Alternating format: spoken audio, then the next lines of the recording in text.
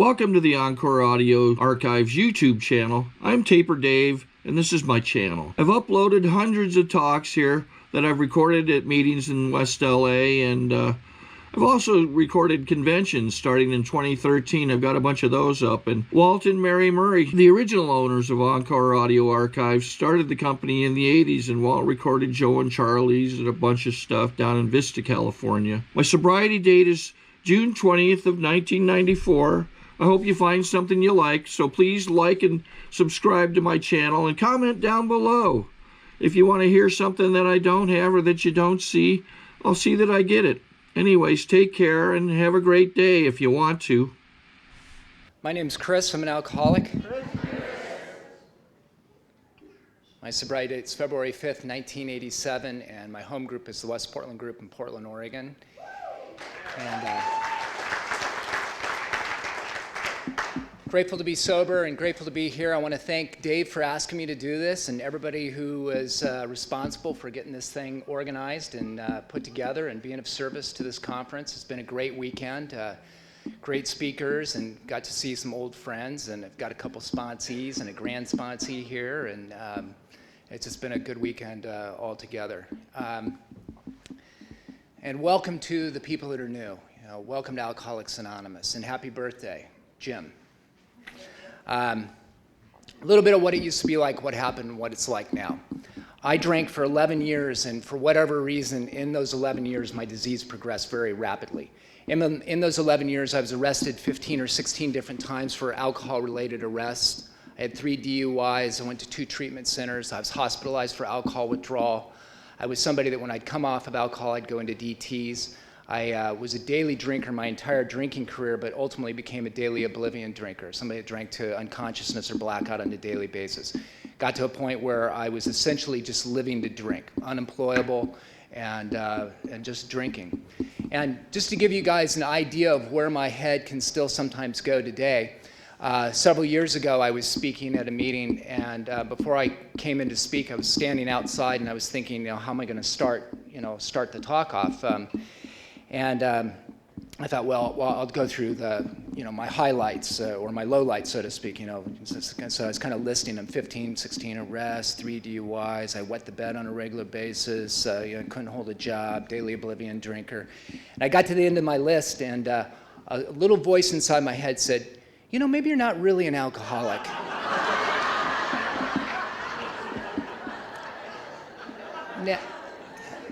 Now, I recoiled from that thought as if from a hot flame, but that's only because of taking a whole bunch of actions in Alcoholics Anonymous that seemed for a long time to have no relevance to what my problem was, because that's exactly the kind of thought that used to get me drunk. Now, it seems like an insane thought, having all this evidence that suggests that, I've got a problem, and something in me says, maybe not, and I buy it hook, line, and sinker. And this time's going to be different, and here's how, and I drink again. And that is the way, that's my story. I did that over and over and over and over.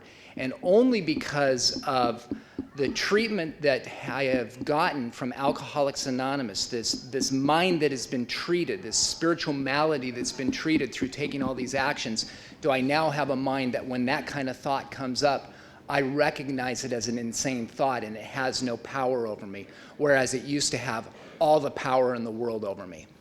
I was somebody, Nancy said in her talk last night, she talked about the type of alcoholic she was and the type of alcoholic she wasn't. I too, there's all these definitions in the big book. There's a part in the doctor's opinion that says that that we're in full flight from reality, that we're outright mental defectives, and some to a certain extent and some to a great extent. That's certainly my case. And it goes on, it gives a list of, there's the psychopath who's always going on the water wagon, and then there's the type that believes that they can drink after not drinking for a while, and that's my case as well. And I too, just like Nancy, the only definition of an alcoholic in the big book I don't identify is the one where it says that then there's the type that's normal in all respects. They're often able, intelligent, friendly people, except for when drinking. And that is not me at all. I was anything but able, intelligent, or friendly, and I was anything but normal when I wasn't drinking. I was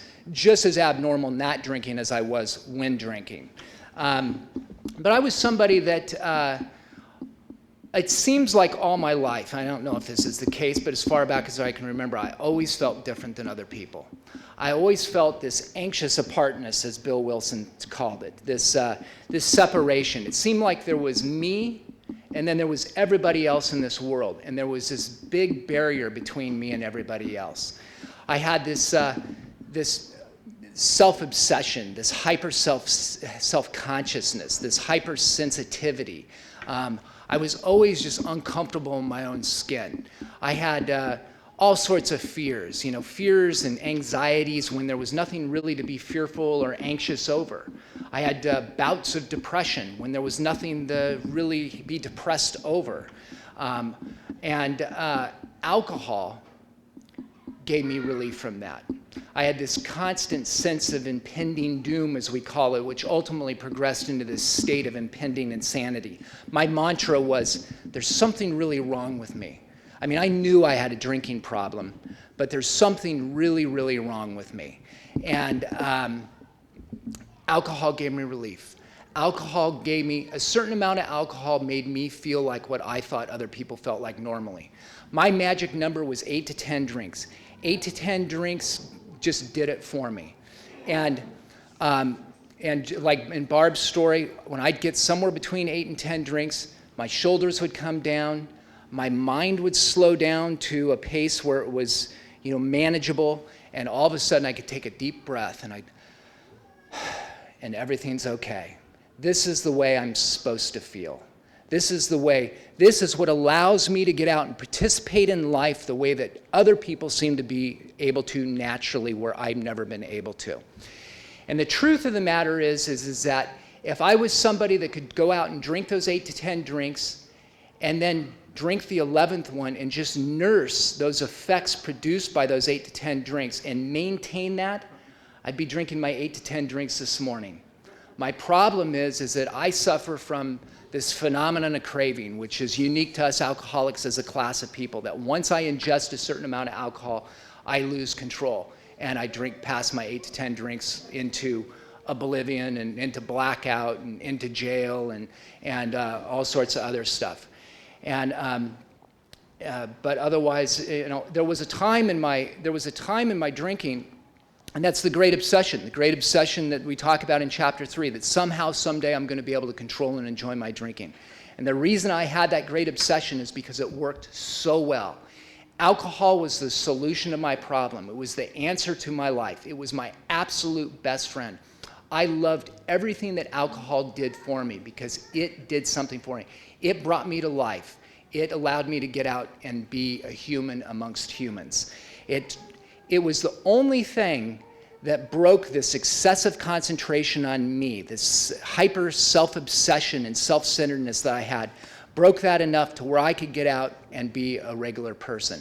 Bill Wilson said in his story, not his story in the big book, but in his story he said that it seemed like all his life he had this strange barrier that existed between him and everybody else on earth.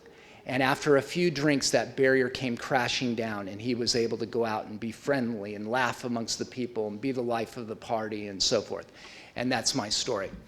I started having problems with alcohol right away. When I first started, I blacked out the first time I ever drank. Blacked out, drank about a half a fifth of Jack Daniels, threw up during the blackout. I didn't know I threw up till the next morning. Came to the next day and swore I would never, ever do that again, only to do it within a few days again, and I was off and running.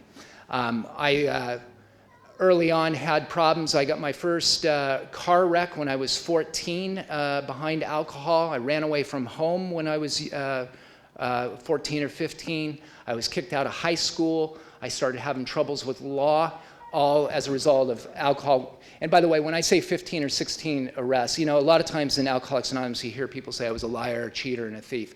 That's not my story. I never was a thief. I did lie a lot, but I never was a thief. All my arrests were things like DUIs, assaulting bartenders, public drunkenness, things like that. all as a direct result of drinking. I didn't, in fact, that was why I used to sit in jail and go, I'm not a criminal. You know? After I was kicked out of high school, I went to work in the woods. I grew up in suburban Portland, and I knew that the problem was Portland. I knew it was this upper middle class upbringing. It was the private prep school all boys prep school that I went to, and I needed to get back to my family's heritage, which was the lumber industry. I moved down outside of Eugene and became a choker setter for a logging company. And I did that for 2 years. I went up to Alaska a couple times and logged all over the state of Oregon. And I started drinking amongst some real professionals, as an 18-year-old. And as an 18-year-old on a logging crew where there was definitely some professional drinkers, I stood out as a lush. And I got our logging crew kicked out of a bar down in Marcola. The Mohawk Tavern in Marcola. It was embarrassing a logging crew. I got in a fight. Of all people, I got in a fist fight with a woman biker. And as the crew was dragging me out the door, I was screaming that I was going to sue for them serving me since I was a minor,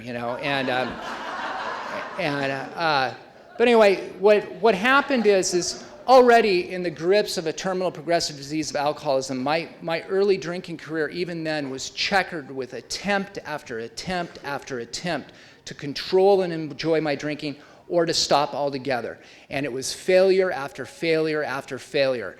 And very early, I started coming to with this sense of guilt and shame and remorse. Even when the night before wasn't a particularly shameful or, there wasn't any pitiful and incomprehensible demoralizing things that I had done, although I did my share of that stuff. But in just a regular night of drinking, I would come to with this, something's wrong with this. Something's wrong and something's wrong with me.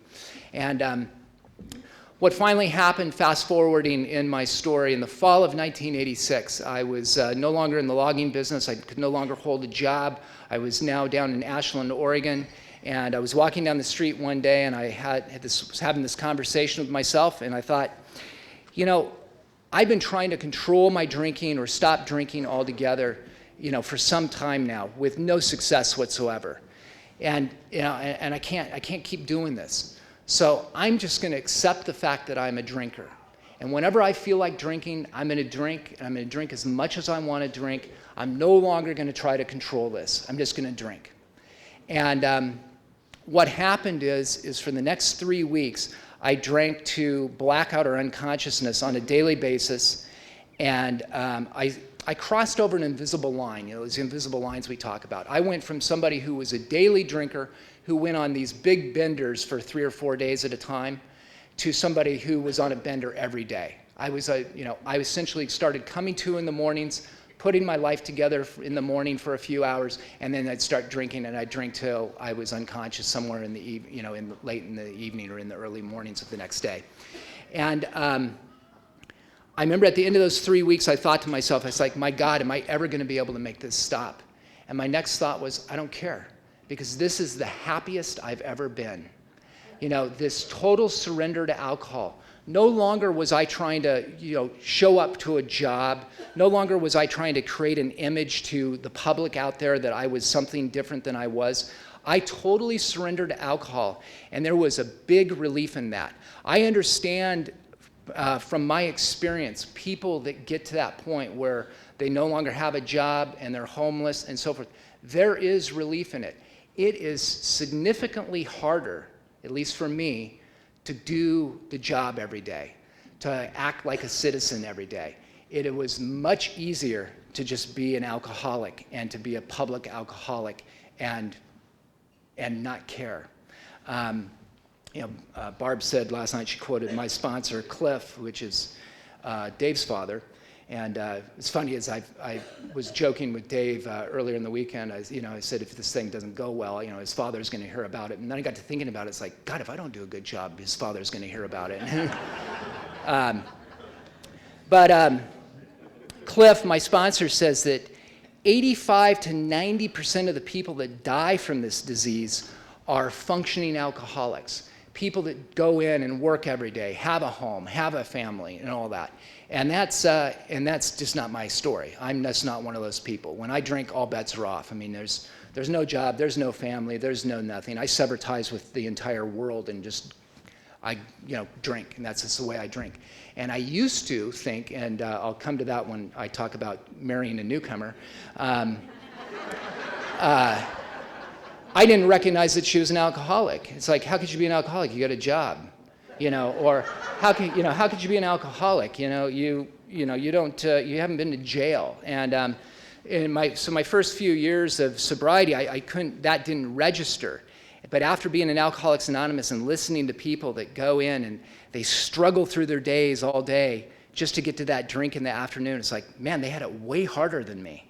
Doing that is so much harder. Anyway, so I crossed over this invisible line, and it was the best I'd ever done. I've heard that alcoholism is the only fatal progressive disease that has a fun phase. And this was my fun phase, just that absolute surrender to alcohol. But soon enough, the trouble started catching back up. And once again, I was on this path of, trying to stop. And for my last 2 years of my drinking, it was essentially the same story, day in and day out.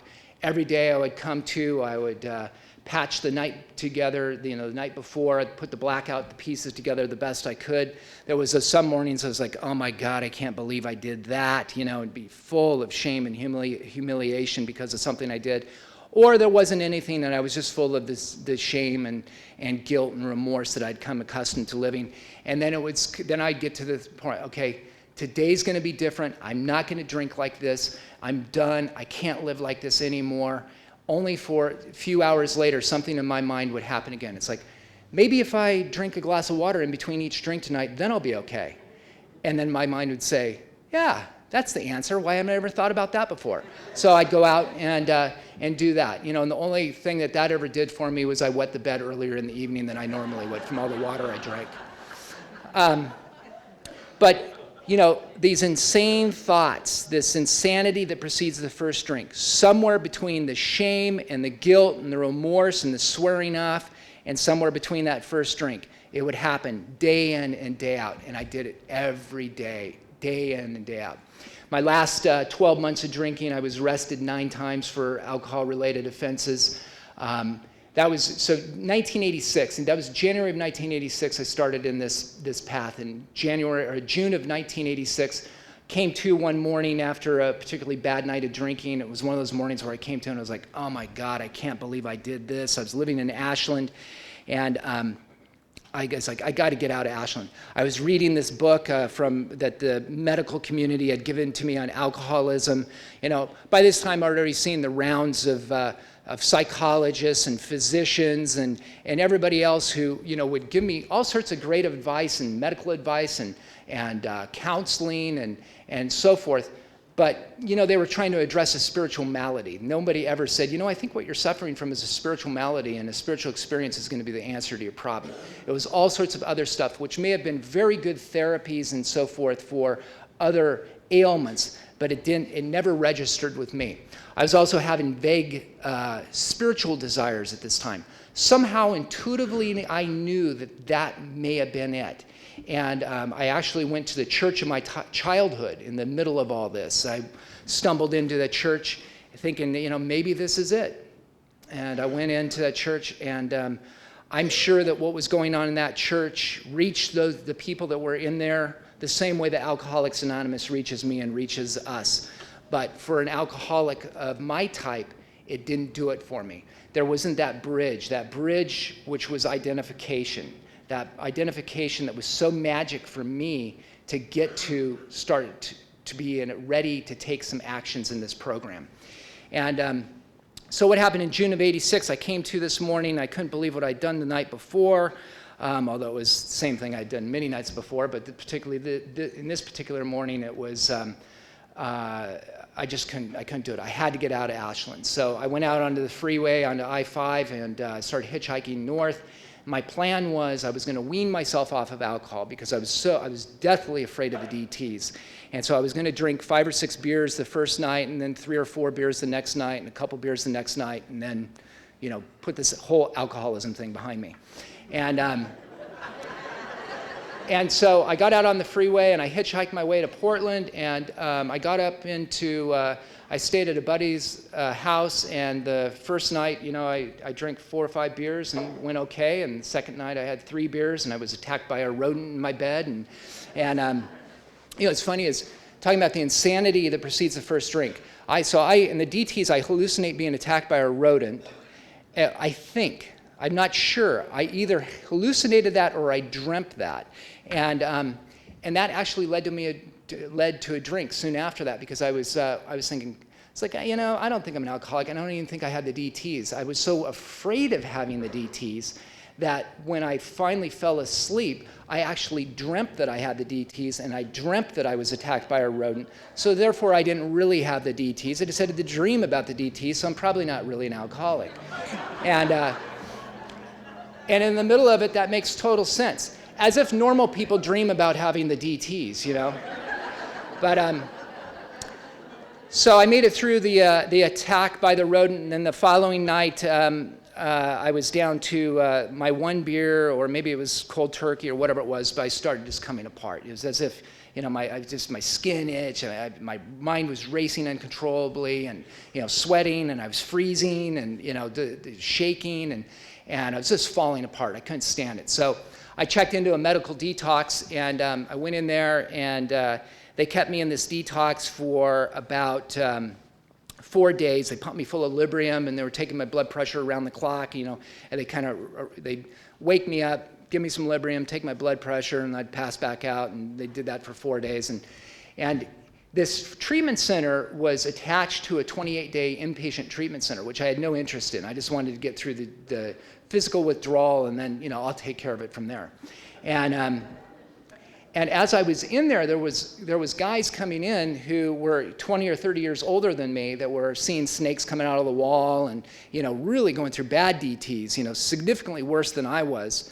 And they were in the detox, full of Librium for 2 days, and then ejected. And then my 3rd day, I'm still sitting in there, and my 4th day, I'm still being pumped full of Librium. And I was like, what's going on? These guys are much worse than I am, and they're keeping me in this detox and keeping me medicated significantly. And then I realized what is happening is this is a big conspiracy, and this treatment center is keeping me in this detox to try to make me think that I'm actually worse than I really am, so I'll go through their 28-day inpatient treatment center. And so I was onto their game. And I met with, they gave me a physical when I came in, and I sat down with a physician from the treatment center, at the end of my detox, and she told me that, that explained the liver damage I had, and I sat and I was like, and she said, if you don't stop drinking, she said, you're going to have full-blown cirrhosis, probably within the next 2 or 3 years, and definitely within the next 5 to 10 years. And I knew exactly what she was doing. She was like the closer on a car lot. It's like, sign here for our 28-day inpatient. You're going to die. Sign here. And I did end up staying in the 28-day inpatient only because my insurance wouldn't cover the detox unless I stayed for the whole thing. I did say. But I got my first introduction to Alcoholics Anonymous in that treatment center. There was a guy that came in while I was in detox, this guy named Bill Fulis, and he came in and he said, one of the nurses came in and said, there's somebody from Alcoholics Anonymous that wants to see you. And I was like, okay, not too thrilled about it. And as I'm shuffling down the hallway in my, my little detox outfit and slippers, I was saying, I had visions of this guy, that was kind of like a door-to-door Bible salesman, with the little smile, and, he found God and all that. And I walk in, and sure enough, he's in a coat and tie, and it's like, okay, here we go, And he sat down and he did what it talks about in the chapter, Working with Others. He didn't talk about me, he talked about himself. And he told me a story. And I sat there and I listened to this guy, Bill, and I was just like, God, this guy's all right, and he's got 9 months of sobriety. I mean, this guy hasn't had a drink. He drinks just like I do, and he's got 9 months. I mean, it was incredible. I really liked this guy. I totally identified with him. And then he invited me to some AA meetings, which I went to. And then I went to these AA meetings, and I heard something totally different in there.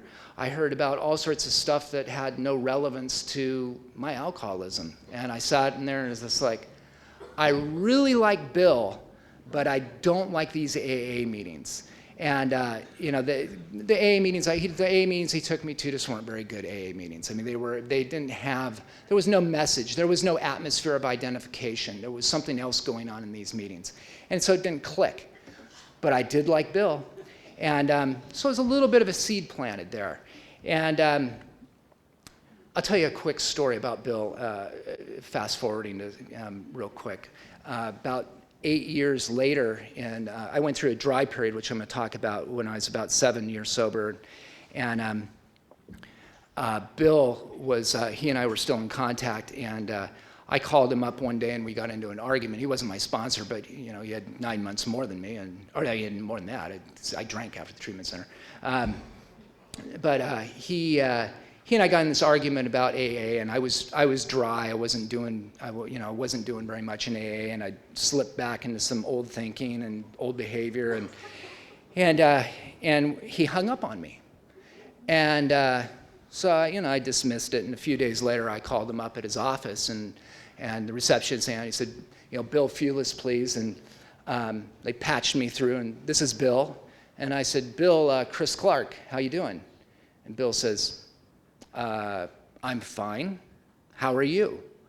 And I was like, that wasn't a very warm reception, I thought. And I thought, I'm doing good. What's going on? And he says, Mr. Clark, is there something I can help you with?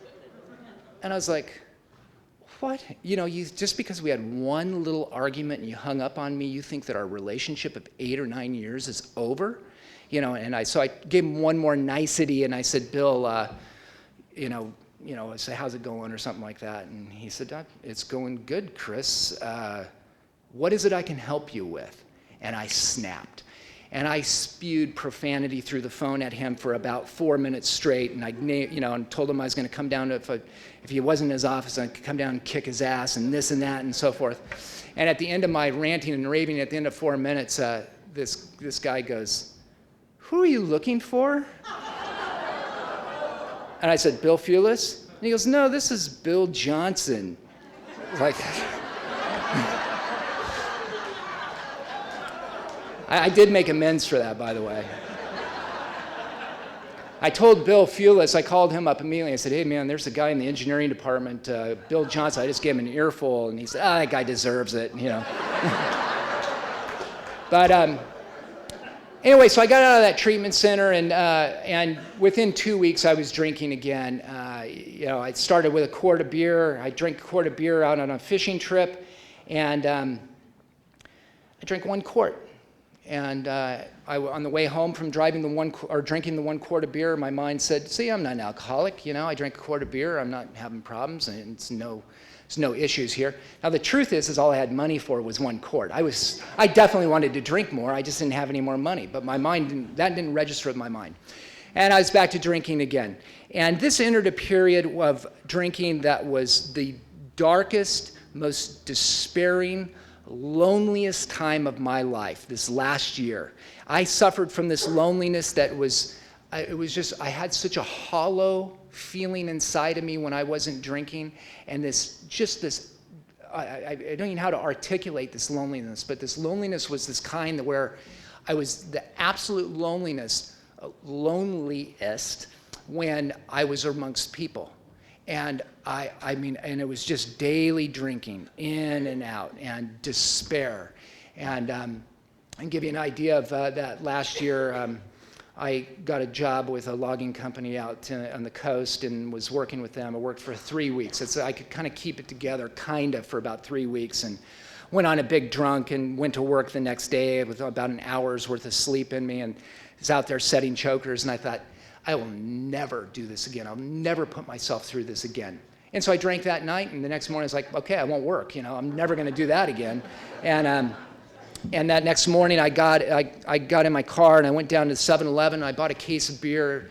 It was about 7:30 in the morning. Bought a case of beer and I headed to Ashland. I was drinking that case of beer. I was still drunk from the night before, and I picked up a couple of LSD salesmen on the way that were hitchhiking, and they were headed to Ashland as well. They probably thought there was some good prospective customers there, and they were saying, hey, do you know anybody that you can connect us with? Now, I didn't know anybody. I was a bar drinker. I didn't know who was taking LSD, but of course I said, oh yeah, of course, I know, act like a big shot. And anyway, I terrified them with my driving on the way down. I almost hit the Meridian a few times, and I was out of beer by the time I got to Ashland, so I pulled up in front of Cook's Tavern right on Main Street of Ashland, and I pulled right in front of a no parking spot or no parking zone, and I went in to buy some beer, and I said, if the cops come, move my car around the block and I'll be right out. And I went in and I ordered a pitcher of beer, and I sat at the bar and I drank a pitcher of beer, and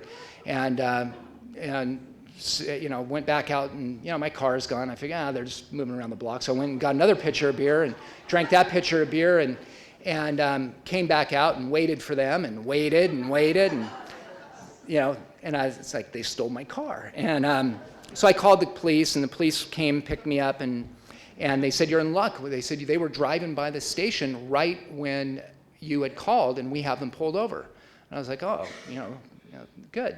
So they took me down in front of the station, and they talking to these two guys, and they came back in, and they said, Chris, we're going to have to let these guys go. You gave them permission to move their car. They just got turned around. I was like, yeah, they got turned around, and now they're 2 miles away from the parking spot, And they said, yeah, we're going to have to let them go. I said, whatever, And they said, but you have the right to remain silent. And started reading me my rights. And I said, what are you arresting me for?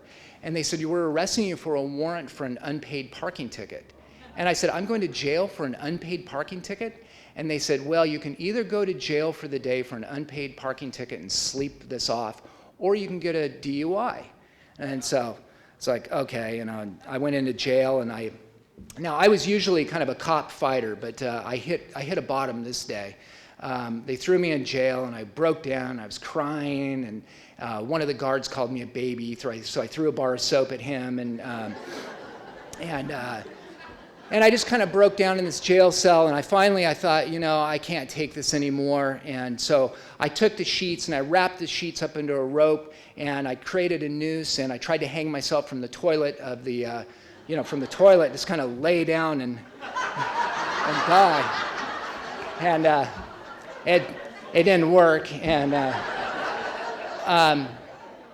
so I went through this, raged in the jail cell. I broke down crying. I tried to hang myself, and they let me out that afternoon. And you would think, you guys wouldn't think, but normal people would think, I'd go home and sleep it off.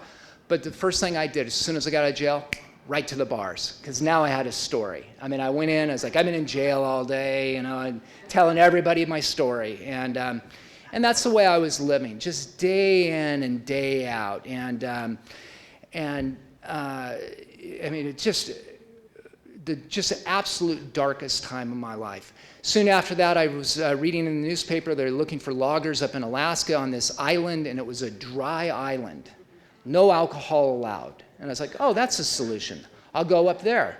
So I called them, I got the job, and I caught a plane up to Seattle. I drank all the way from here to Seattle. I got in Seattle, drank there, got on a plane from Seattle to Ketchikan, drank all the way up to Ketchikan, went into a bunch of bars in Ketchikan, drank all night, went out the next morning, caught a float plane, because, I'm done, so, I'm never drinking again in my life, so I'm going to drink it up.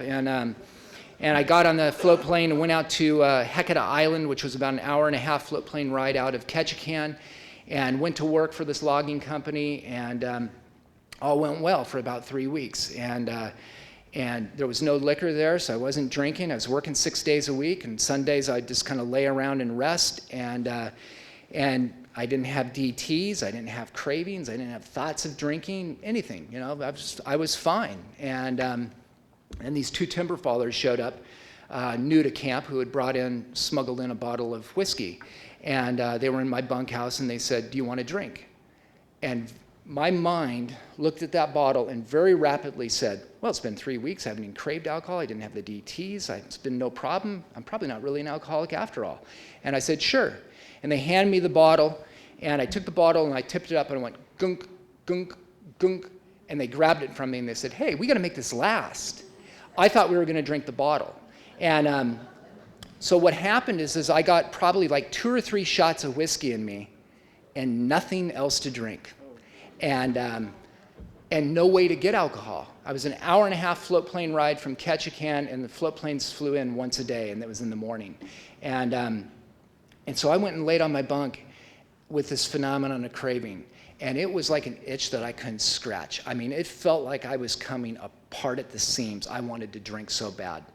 And so the next morning, I caught a float plane into Ketchikan, and one of the other guys on my crew, this guy named Dan, he and I went in, and I wanted to drink at this place called the Forecastle, because I'd heard all about the Forecastle. It's this legendary drinking bar up there where all the loggers and the fishermen come together and drink and fight and knife each other, and so I wanted to drink there.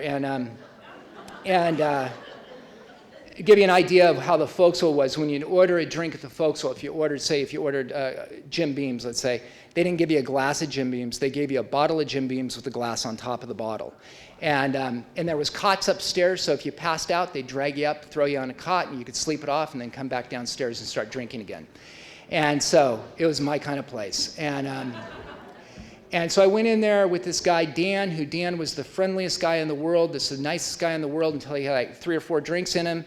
And I had about 3 or 4 drinks in me, and all of a sudden he turned to me and he said, so you think you're pretty badass, don't you? And the whole night just kind of erupted from there. I remember being, thrown around and throwing punches in the Forecastle, and then I went into a blackout, and I remember the next part, I remember crawling down an alley behind downtown Ketchikan on my hands and knees, and then I came to in the airport arguing with somebody, and then I was on the phone with my family, and as I was on the phone with the family, the Ketchikan Police Department tackled me. And so, like I said, I was kind of a cop fighter, so I fought back. I fought all the way. They took me up and threw me in jail. I fought the entire way as they processed me. I fought, and by this time I was starting to become really delusional, and I was going insane. I mean, just from all the drinking, and give you an idea of how nutty I was. Because I was fighting, I never had a chance to put on my orange jumpsuit after they strip searched me, so I'm naked. And they threw me into a holding cell naked and then threw my orange jumpsuit in after me. And as I came through the door of the holding cell, there was 2 other guys in the holding cell. And all of a sudden, it registered really quickly. I'm in Alaska. There's a shortage of females up here. I better act quickly. So I thought the thing to do was to walk across the cell naked and punch the concrete wall, and then drop down and do 20 push-ups. And then I put on my jumpsuit, kind of like, and what I had visions of is my bunkmates in here were gonna go, God, this real badass came into jail last night, don't mess with him. The reality, it was just like, the story was probably something like, God, you should have seen this idiot that came in last night, punching walls naked and doing push-ups. And so I ended up, I got my orange jumpsuit on, and I passed out, and the next morning I came to, and the guy on the top bunk was hanging over the bunk looking at me, and he said, I said, can I help you? And he goes, hi, my name's something, something, and I'm from Alcoholics Anonymous. And I looked at him, and he goes, I've got 30 days sober, and my sponsor made me come and do 10 days of jail time that I owed because I need to make an amends. And I remember looking at him, and I thought, oh my God, I can't even get away from these people in here. But that was another seed that was planted. And this was the beginning of a series of coincidences that started to happen in my life that led me to Alcoholics Anonymous. I got out of jail, and they took, long story, but anyway, as we were leaving Ketchikan, never once did I think it was the alcohol. In my mind, as I was taking off, I thought, I will never come to Alaska again. Never once was it my fault. It was Alaska. And came back down. I owed 8 days of jail time down in Jackson County in Southern Oregon. So I went down and did my 8 days of jail time for my third DUI. And I did it on weekends. I'd check in on Fridays. They'd release me on Sundays. And I would supposedly go to work the rest of the week. And between my third and my fourth weekend in jail down in Jackson County, I was arrested on a Wednesday night. And the police department in Ashland knew me on a first-name basis by this time. And as they were arresting me, they said, you know, Chris, you've got a hell of a drinking problem. You've got to do something about this. Go see this guy, Joe Fisher. He's an expert on alcoholism. He can help you out. And I was like, oh, yeah, of course. Yeah, I'll go do that, you know, first thing. And so the next day, you know, they didn't hold me. They just processed me and let me go and cited me for something. And the next day I was walking down the street, and in Ashland, there was this guy, Monty, who used to stand on the street corner and read passages from the Bible to anybody that happened to be coming by. And I was walking down the street, and there's Monty with his Bible, and he read something out of the Bible. And I walked by, and I don't remember what it was, but it seemed to relate to the police telling me to see this guy, Joe Fisher. Somehow it seemed to be tied together. And I thought, oh, if I was one of those AA people and there are no coincidences and, you know, God is working in my life, I would say, oh, that's God, and I should go see this guy, Joe Fisher. And I took a few more steps, and I thought, what if for once in my life I don't dismiss this kind of stuff as being trivial and stupid, and even though I don't believe in it, I act on it? And I took a couple more steps, and then I turned around and headed to Joe Fisher's office, and I was kind of smiling because it was almost out of my own amusement that I was going to go see this guy. And I went in and I saw Joe Fisher, and he initially wouldn't see me because he knew who I was and my reputation, and then I told his secretary, I said, I want to talk to him about a drinking problem. And he immediately said, yeah, he'll be right, or she said, he'll be with you in just a moment. And as I was sitting there, I was like, please be aversion therapy. Tell me you went to, you know, the Schick Center, 10 days, couple 2-day follow-ups, and now, you know, your life's wonderful and you don't drink. But please not Alcoholics Anonymous. And I got in, and sure enough, he was a member of Alcoholics Anonymous, and he does what we do. And he told me a little bit of what it used to be like, what happened, what it's like now. And at the end, he said, would you like to go to a meeting with me? No, I didn't want to go to a meeting. I'd been to those meetings. I'd been to the meetings, and there was nothing there that attracted me. I didn't identify with any of the stuff that's going on in AA. I identified with Bill Fulis. I identified with the way he drank, but not with the actual AA meetings. So no, I didn't really want to go, but I've had a sense of obligation since I did ask him, and I said, yeah, I'll go. And that was Thursday, January 29th, 1987. He took me to the Clay Street group of Alcoholics Anonymous in Ashland, Oregon. And when I went in there, I sat in the back, and they asked for people in their first 30 days, and I knew the drill. I had no problem admitting I was an alcoholic. I knew I was an alcoholic. I just didn't think I was an alcoholic like you guys or whatever you did wouldn't work for me. And so I raised my hand, and the speaker that night, she got up and she shared a little bit of what it used to be like, what happened, and what it's like now. And then after the speaker, there was participation. And each person that was called on shared a little bit of their story about how they drank and how they felt and what they thought and what led them to their bottom and what happened to them. And something magical happened to me that night. I identified. For the first time in a meeting of Alcoholics Anonymous, I heard people talking about alcoholism. And I heard them talking a little bit of what it used to be like, what happened, what it's like now. And I identified. All of a sudden, here was a group of people that drank the way I drank, that thought the way I thought, and felt the way I felt, and they weren't drinking. And there was this one guy in the back by the name of Frank. He stood up and he talked about coming out of a blackout, and he had a revolver in his mouth. And he went back into the blackout, and he came to the next morning on the floor with the revolver next to him. And that gave me goosebumps because that was one of my deep, dark secrets. I had almost the exact same story. I had come out of a blackout one night, and I was holding a carving knife to myself. And then I went back into the blackout and came to the next morning on the floor with the knife next to me. And the only difference between his story and my story is somewhere in my blackout, I knifed to death all the furniture in the house and broke all the dishes in the house. And I was a visitor in these people's house. And But that was one of my deep, dark secrets. I thought I was one of the only living, free people that was doing these sort of things. And here was a guy in Alcoholics Anonymous that had almost the identical experience as I had. And what happened that night is I identified. They created, through the primary purpose of Alcoholics Anonymous, an atmosphere of identification where an alcoholic of my type can walk into a meeting of Alcoholics Anonymous and a seed is planted, and I walked away with hope. You know, we talk about singleness of purpose a lot in Alcoholics Anonymous, and my group's real big on it, only because it saves people's lives. But, you know, singleness of purpose is... some of the naysayers of singleness of purpose say, oh, you're trying to exclude people from AA. You're trying to keep people out. No, singleness of purpose has nothing to do about keeping people out of AA. It has to do with keeping alcoholics in AA. And that's what happened to me that night. And it absolutely saved my life.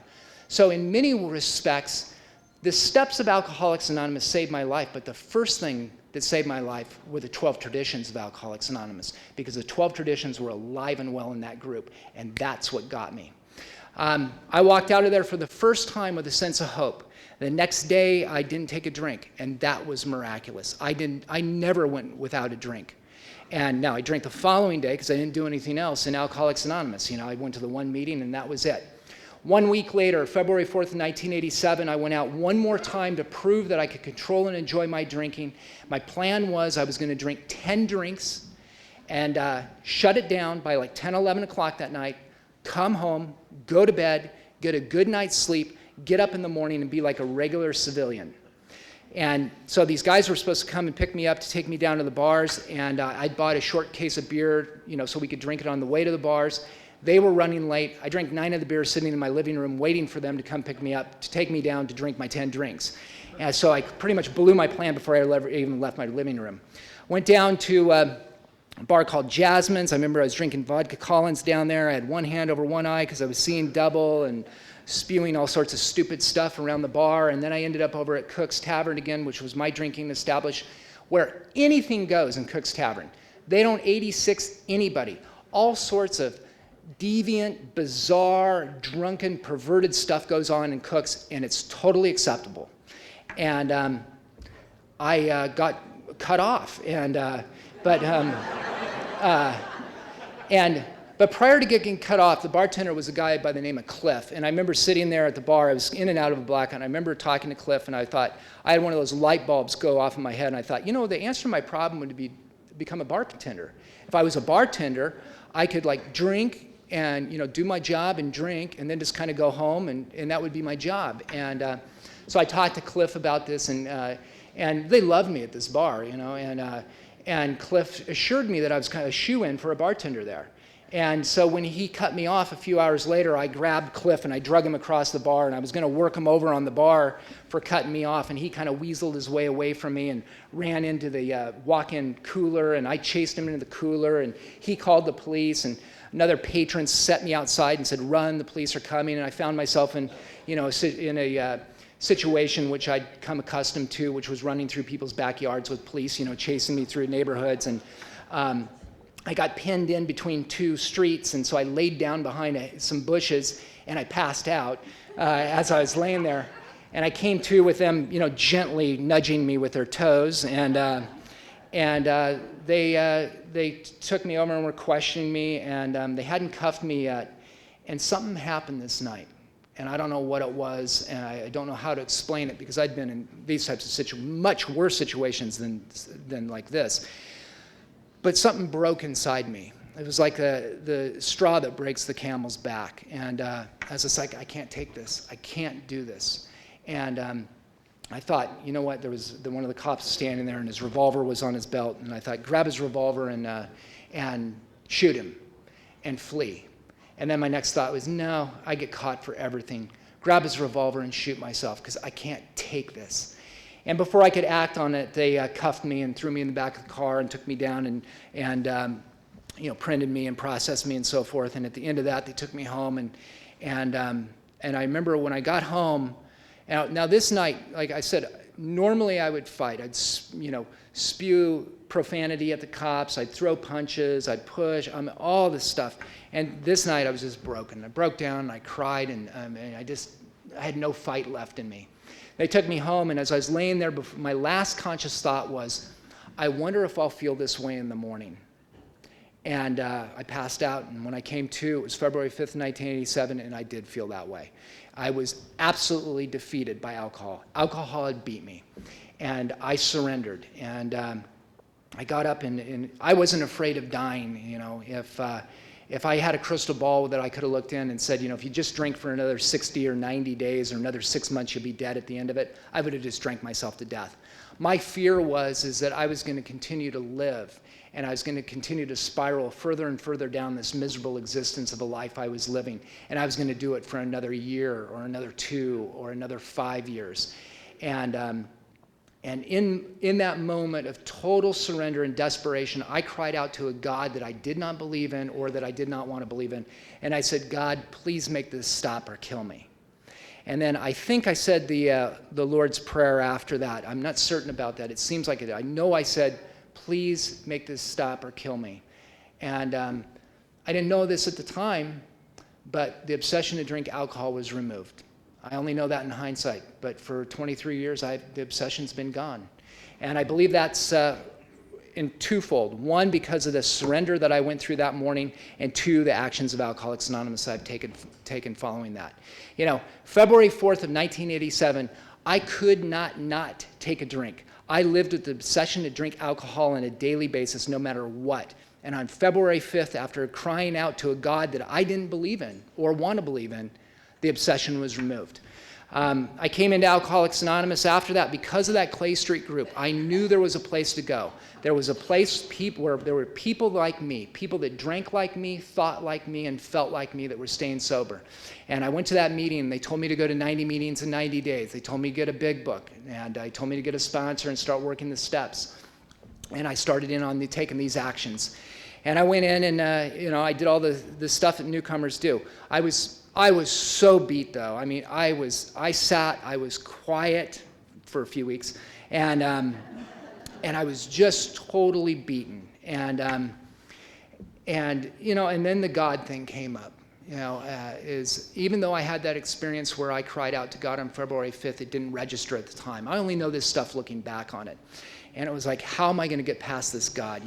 I want to stop drinking. I don't want to be a God person. I just want to stop drinking. What's God have to do with all this? It just didn't make sense to me. That'd be like going to see an orthopedic surgeon for a broken leg and going in and they look at your leg and then they say, do the 3rd step. You'll get better. And it's like, that's how it just didn't seem logical. It's like, I drink. Oh, okay, well, pray. It's like, what? There was some things that bothered me. For instance, all the meetings, they closed with the Lord's Prayer. And that just made me bristle. I mean, the Lord's Prayer. I grew up with, we didn't call it the Lord's Prayer in the religion I grew up in. We called it the Our Father. And I was like, but I saw that the people that were staying sober were holding hands at the end of the meeting and saying the Lord's Prayer. And I couldn't afford to fight one more thing. So I sucked it up and I held hands and I said the Lord's Prayer along with everybody else. And I started taking these actions like this, even though I didn't necessarily agree with them or like them. And the group that I got sober in, they told me not to worry about the God thing. They said all you have to make a start in Alcoholics Anonymous is a willingness to believe in God. And they pointed to the chapter, We Agnostics, where it says that several different times. And one guy said, fake it till you make it. And then another guy put it in a way I really liked it. He said, you don't have to believe in God to make a start in this program. You just have to take actions as if you believe in God. And that I could do. I don't believe in God, but I can take actions as if I believe in God. So I started taking a whole bunch of actions that as if I believed in God, even though I didn't. And little by little, I started getting better. The obsession to drink was gone, and I started feeling better. And for the first time in my life started coming together. It was as if, up until that time, it was as if I was a square peg trying to fit in a round hole, and my whole life was that way. And now I fit. And several things happened to me as I was doing this, acting as if there was a God and taking actions as if there was a God. One day I was riding my bicycle because I didn't have a driver's license, and I had a little bit of an anger problem also back then. And the sprocket, the chain on the sprocket would squeak on each revolution. And as I was going down the road, it was a squeak, squeak, and it would make me, every time it'd squeak, it'd make me a little angrier and a little angrier. So I just kept pedaling, getting angrier and angrier and angrier. And finally, until I blew up, and I grabbed my bicycle and I threw it over into a ditch, and I flipped God off, and I was like, screw you, God. And then I went and got my bike out of the ditch, and I was putting my bike back together. And then I had the thought that, you know, you hear about in Alcoholics Anonymous, and that is, if I don't believe in God, who am I flipping off? And so I started having some experiences like that. And then one day I was reading the big book, and I was reading We Agnostics, and it says, our ideas didn't work, but the God idea did. And I saw that, and I was like, yeah, my ideas have never worked. My thinking, my absolute best thinking got me drunk every day. My ideas have never worked, but this God idea stuff is working. And from there, I formed a relationship with this power. And little by little, I came to believe in this God and this higher power. And it became, you know, I became immersed in my entire life being directed and guided by this power. On one hand, my life was getting better as I went through the first 3 steps. And by the time I was about 9 months sober, on one hand, my life was getting better, and on the other hand, I was going crazier. All that anxiety and depression and fear of people and that hyper self-consciousness and sense of impending doom was still there and getting worse. And on one hand, I was getting better, and on one hand, I was getting worse, and I hadn't written my 4th step. And to give you guys an idea of my mindset at the time, I was taking a college course, a psychology course at the time, and the professor was a member of Alcoholics Anonymous, and it was a big auditorium class. There was maybe 150 people or so in this class, and he gave us this stress test, and it was this stress test was just essentially measured how well you process stress as an individual. And we took this is kind of like the MMPI, but much shorter. And I took this exam, and you know, I answered it honestly because I was in Alcoholics Anonymous now, and we self-graded it. And at the end of the class, he said, "Who here scored between 0 and 25?" And there was, you know, a couple people in the class raised their hand, and he said, "You guys process stress very well. It's like, you know, water off a duck's back. Who here scored between 25 and 50?" And the majority of the class raised their hand, and he said, "You people process stress normal, and you don't really have any big stressors in your life. Who scored between 50 and 75? And there was about 10% of the class that raised their hand. And he said, "You people have large stressors in your life, either a death in the family, major change, a loss of job, divorce, something like that that's, you know, creating a big stressor." And then he said, "Who scored between 75 and 100? And there was like 3 or 4 brave people that raised their hands. And he said, "You have a significant stressor, you know, maybe a death of a spouse or, you know, something along those lines. Who scored between 100 and 125? Nobody raised their hand. Anybody score over 125? Nobody raised their hand. Now, I scored 146. And so when he said anybody over 125, I just sat there with my hand down and looked around. And he said, "Yeah," he goes, "I didn't think there'd be anybody in here that scored above 125 because generally people that score above 125 are either institutionalized or locked up in federal penitentiaries."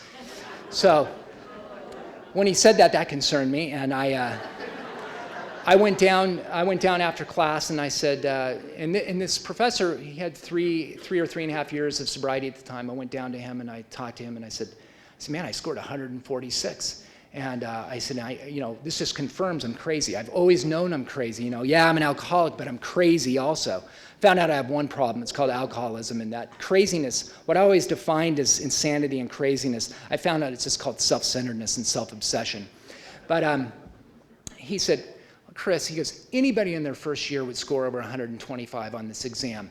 You know, what you suffer from is untreated alcoholism. Do your 4th step." And you know, soon after that, my mind thought, "Yeah, that can't be it," you know. And but I got to a point where about a month after he had said that, where I hit a bottom, and I was just like, I can't handle this anymore, and I'm either going to work the remainder of these steps, and if they don't work, I'm going to commit suicide. And so I wrote my 4th step, and I got together with my sponsor and did my 5th step. My sponsor shared his deep, dark secrets with me. right off the bat, and and the magic of that whole process started to happen, that identification, and all of a sudden I wasn't alone with it. And I sat here and I read. I want to say something about that 4-step, by the way. I've written a lot of inventories, 10-step inventories and 4 steps and so forth.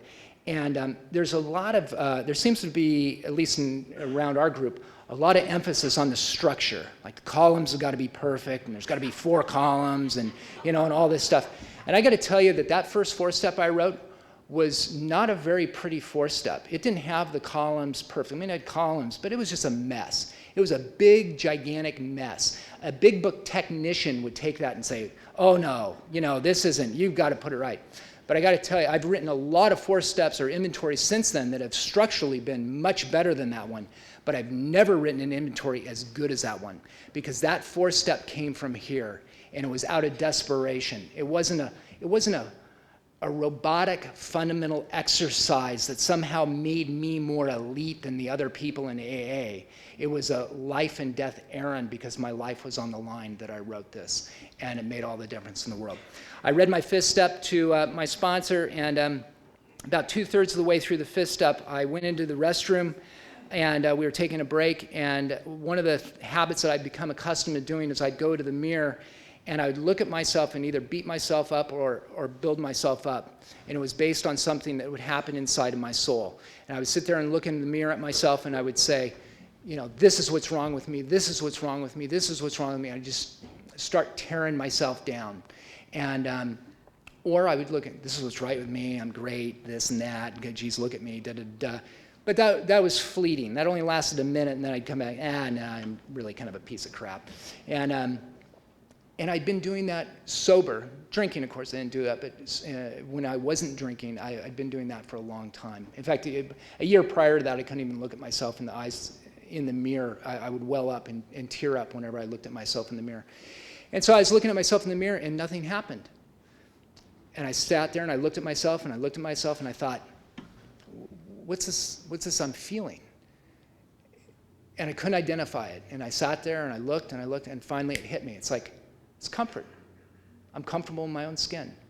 And it was the first time in my life, as far back as I could remember, that I was comfortable in my own skin without being anesthetized by a certain amount of alcohol. And I went out, and I finished that 5th step. I went home, and I did 6 and 7 as it's described and outlined in the big book. And nothing really changed, but everything changed. Something inside of me just shifted. And I didn't recognize it all that day. But what happened to me was exactly what it says on page 75. It talks about our fears will fall from us, and we'll feel like we're walking hand in hand with our Creator, and that the sense of the drink problem will disappear at this time, and so forth. I didn't even know that stuff was there, but that is what happened to me. My defects of character some were eliminated to a certain extent, and some, just enough power were taken off that I could go out and live comfortably amongst other people. And I changed. That fear of people started to dissipate, that anxiety over nothing went away, and it just absolutely changed. Something happened, and I believed up to that time that Alcoholics Anonymous worked on drinking. But I always thought that there was something else wrong with me besides the fact that I drank. Like I said, I identified it as being crazy. I later found out it's called self-obsession. And somewhere between steps 5 and step 7, I changed, and enough of that self-centeredness enough of me was removed from me that I got some peace in my life. And that's what made me a believer in Alcoholics Anonymous as a design for living. And from there, I was just on fire from the program. I was, because I had such a drastic change. I was somebody that at one time in my life, I was so afraid of people that if I was walking down the street sober and somebody was coming the other way, I'd cross the street and walk down the other side. So in case somebody would say hi to me, or so I could avoid making eye contact with another human. And now I was out, being able to talk and being amongst people and so forth. Is Lowell McGregor asleep? He's one of my sponsees.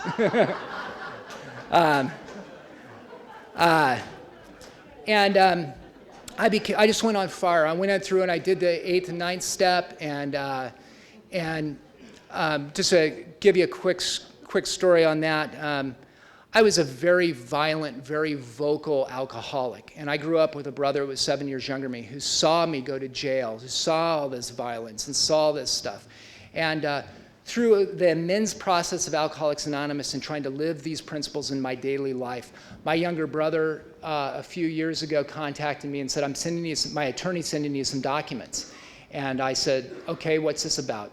And he said, well, in the event of my death, my wife's death, he goes, I'm assigning you to be the guardian of my 2 daughters. And his daughters are like 1 and 3 or 2 and 4 or something. And it's like, it has nothing to do with me. It has everything to do with this God and these steps of Alcoholics Anonymous, because he's a guy that saw me at my absolute worst. And today he's putting his absolute, prized possessions in my hands in the event something were to happen to him. And 2.5 years sober, through really trying to put my reliance on God and being God-directed, not just being somebody that goes to AA meetings and spouts good stuff at AA meetings, but goes out and really lives this stuff. And through the 11th step and trying to look for these intuitive thoughts and being open and awake to these intuitive thoughts and then trying to live on these. Funny thing about intuitive thoughts is they don't seem like intuitive thoughts when they happen. They seem like my mind. So I have to continue to just act as if. I have to act, that might be an intuitive thought, and I have to act as if it is. And through that process, I ended up going from a alcoholic who was arrested all the time and college dropout. I hustled a job as a stockbroker. I became a stockbroker as a result of this program, and then I ended up hating being a broker, but I stayed being a broker because I had so much financial amends that I had to make, and I'd heard Chuck Chamberlain's tape where he talked about just going in each day to rub out a record, and that was my plan. I'm going in every day to this job I hate, but it gives me the best opportunity to make a lot of money quick so I can make these financial amends. I'm just going in to rub out a record. And through the process of rubbing out a record, I ended up having a little bit of success in that industry. I ended up owning my own firm through that, and all these things happen. And not that, I didn't get sober to become a stockbroker. I didn't become sober to own a business. And these are all just fringe benefits and byproducts. But it is because of Alcoholics Anonymous and the foundation in these steps and the principles and having a higher power that I'm able to go out and do all these other things. I ended up getting married to Barbara. You heard her yesterday when I was 5.5 years sober. And I met Barb in a bar when I was drunk one night. And I knew from the minute I met Barb that I wanted her in my life. Different than all the other women, and there was lots of them. I'm just kidding.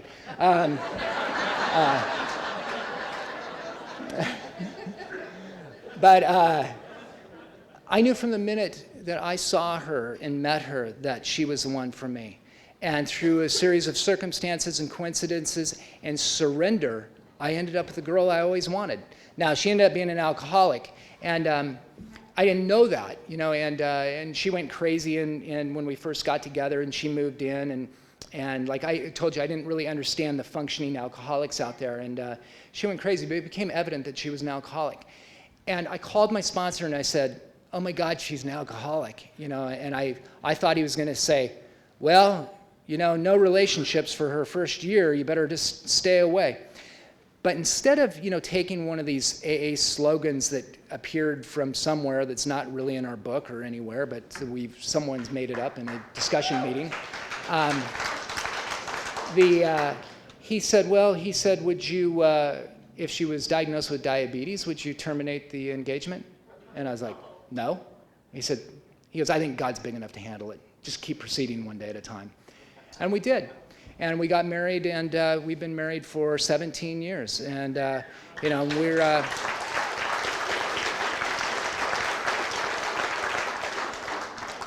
and it's been, it's been up and down, but for the most part, it's been great, But, sobriety is not an inoculation for life. Life comes at us full force. I mean, there is no timeouts in life, and life happens. The only difference is my reaction, and our reaction is different to life.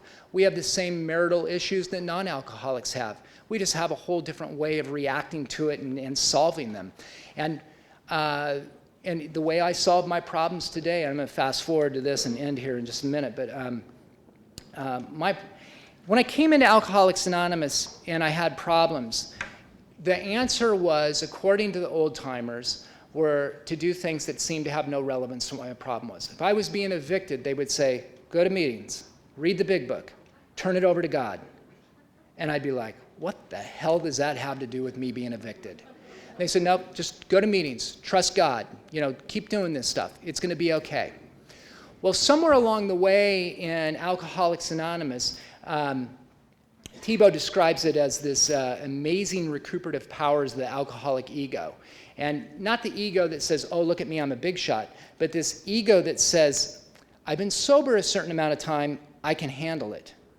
I've been sober a certain amount of time, what used to apply to me as a solution doesn't apply to me now. At 23 years, the solution's got to be something different than a spiritual solution. In other words, if I was having a marital issue, or a personality conflict with somebody, or a financial issue, or whatever it might be, a normal person, or somebody with 23 years that now thinks the solution is different, me being, I might think that the solution is a frontal assault to my problem.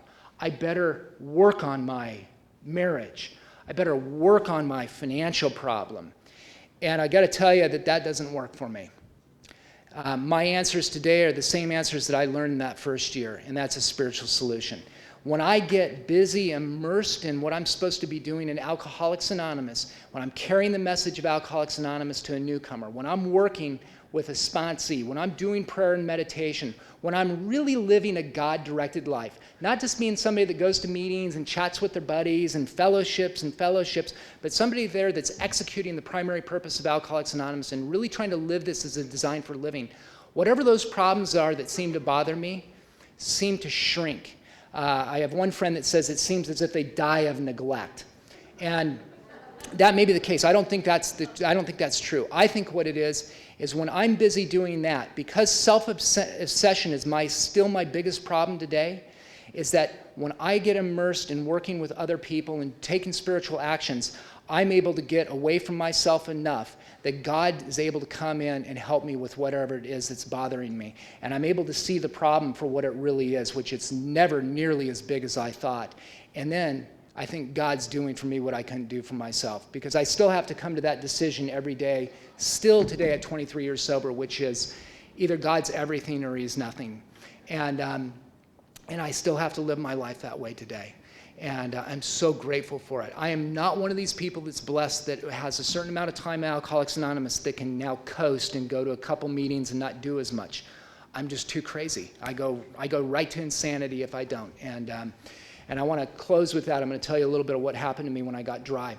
I'm somebody who, as you know, was unemployable. I was a neurotic mess. I drank on a daily basis. I went to jail. I went to, had all sorts of problems. I came into Alcoholics Anonymous. I got sober and I changed. And I truly had a spiritual awakening. I did a 180-degree turn. And so you would think that somebody like me would never let up on this program. And yet that's exactly what I did. When I was about 6.5 years sober, 6 years sober, little by little, one inaction followed by another inaction, followed by another inaction, followed by another inaction, and having other priorities start to creep up. The new marriage, the career, all this other stuff. All of a sudden, God and Alcoholics Anonymous started getting like this. And all that inactivity ultimately led to the cunning, baffling part of that inactivity is initially everything went fine. I did fine. I felt good. My life trajectory was still like this going up until it stopped. And when it stopped, I ended up being as crazy as I was in my first year. I gained 25 pounds. I had anxiety. I had depression. I started thinking I was having neurological problems. I started going to doctors saying something's wrong with me. The anxiety was so intense that I was dizzy. And they tried to prescribe me all sorts of antidepressants and anti-anxiety medications, which I didn't take. I grew up in a group that was not big on that stuff, for treating alcoholism. And I said, no, I'm not going to do that. And I kept going, what's the answer? When the answer was immerse yourself in Alcoholics Anonymous, but I couldn't see it. An insane mind, even though what had worked for all those years worked so well, in the middle of it, I could not see it. And finally what happened, I was coming back from the coast. I couldn't drive a car anymore because I was having so much anxiety. Barb was driving, I was looking out the window, and it was December, and it was rainy and gloomy, and I was looking out the window, and I thought, you know, and by this time I was 7.5 years, and I was like, I shouldn't be feeling this way. I have 7.5 years. What's wrong with me? And I thought, well, you know, I could go back to meetings. And now I'd never gotten away from meetings. I had just whittled it down to like 1 meeting a week. But if I missed that 1 meeting, it became 1 meeting every other week. And I thought, well, I could immerse myself back in Alcoholics Anonymous because that's what worked before. And then my thought was, I shouldn't have to do that. I've got 7.5 years. And then it hit me. It's like, oh my God, this is that point where people get to where they keep saying there must be some other solution to what's ailing them besides Alcoholics Anonymous. And if they continue down that path, they ultimately end up taking a drink or committing suicide. And so I got to that. I had that moment of clarity, and I immersed myself back in Alcoholics Anonymous. And I thought that if I went to a couple weeks worth of meetings, made a few phone calls, read a little bit of the big book, prayed a little bit. Now, I never did not pray, by the way. In fact, as far as I can remember, I've never not asked God to keep me sober each day, my entire sobriety. So I never stopped praying, but I thought I'd just be, bam, right back emotionally where I once was, you know, prior. And that wasn't the case. It took work and work and more work, and it was like being a newcomer all over again. And finally, I made it through and started getting a little bit of relief. And again, immersed myself back in Alcoholics Anonymous. I am so grateful for this program. You know, everything that's happened to me that's good in my life is as a result of this program. And I'm not somebody that's, you know, that was given a life back. This is the only good life I've ever had is as a result of this program. There's only been 2 things in my entire life that have ever worked for what's wrong with me. A certain amount of alcohol worked for me. It was a solution. And a certain amount of actions in Alcoholics Anonymous worked for me. And there's no in-between for me. In-between's too uncomfortable. I have to have recovery and relief from this, what ails me, through one of the 2. And I'm so grateful for Alcoholics Anonymous. It has absolutely saved my life and given me a life. And I'll close with this. You know, I have 2 choices today, and that is I can live a self-directed life and suffer the consequences, or I can live a God-directed life and suffer the consequences. Thanks.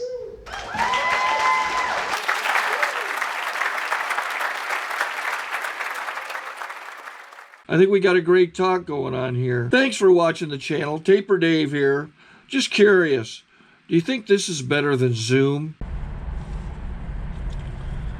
Okay, this is how I prepare my drone for launching.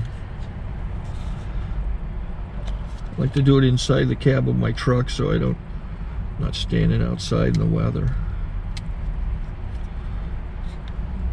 To install the joysticks for control, up and down, right and left, powered on.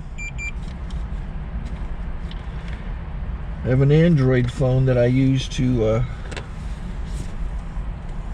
connect it to the drone with. And it's actually controlled through the iPhone, through an app. Oops, wrong way. It's actually controlled through the iPhone, or through this Android phone, through the app.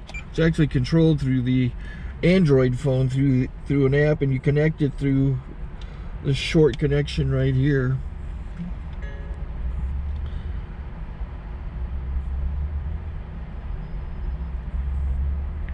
Remote control connected. Remote control's connected. So I pull out the drone. I have to extend the legs. Long legs extended first, then the short legs. Remove the gimbal protector. Set that aside, then power it on one short burst, then one long burst. I lay it down. So I have to go to calibrate. So the drone's not connected yet. It shows you here as this drone gets disconnected, even though the remote's powered on. So the drone has to establish it's connected. So I go into the app to calibration mode. First I'll calibrate the remote controller. start calibration, out, in, oop, out, in, up, down, and then this little wheel is to control the gimbal. So it's calibrated. Go to gimbal calibration, start calibration, and then it calibrates the gimbal. I don't know if that shows up. The gimbal's moving all over the place. Changes, you can see it on the video. And I'm calibrated to take off. It's acquired 7 satellites at the moment. There are 26 satellites up in the sky, which it has to acquire before you can take off. So it's connected. It's got enough satellites. This is white. I can go to press this little arrow button, swipe right to take off, and it would start the motors if I slid this to the right. But I'll wait till I get outside. Don't want to do it inside.